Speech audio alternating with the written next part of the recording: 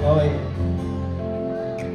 Kung matapang ang taong kayang manloko, kayang mag-iwan, mas kahanga-hanga po ang taong kayang mag-move on agad. So at this moment, okay na ba i-ask ko kayo na tumayo tayo ulit? Yan. Baka po kasi namamanid na po yung mga hita nyo.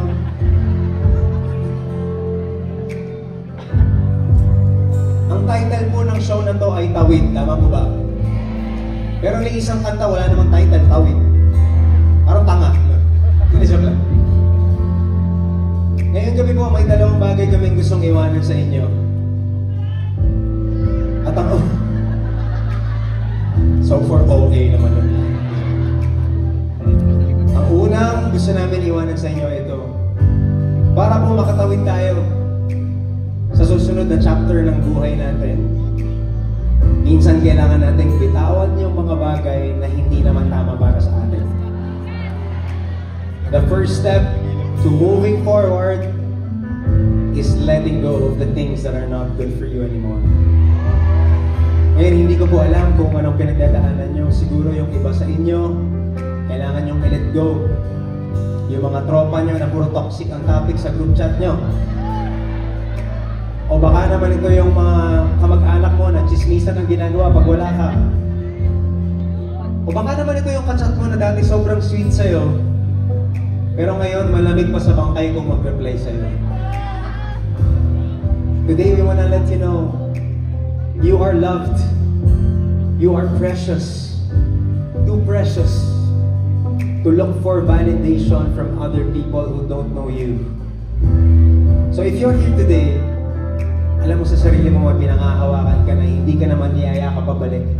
Is it okay if we sing this all together? Okay lang ba yun?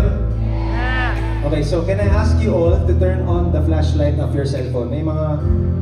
Okay, ayan. Ayan.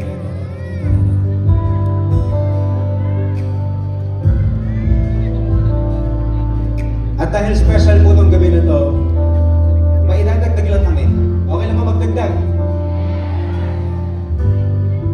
Saan mo bibitawan?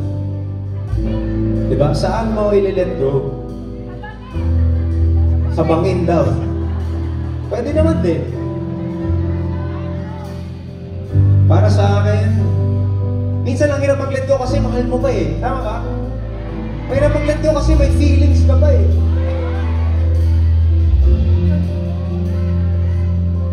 Ang pinaka magandang paraan ng pagbitaw ay yung bimitawan mo ang isang bagay na mahalaga sa'yo at ipagkakatiwala mo ito sa Diyos na nagmamahal sa'yo ng tunay at tapat.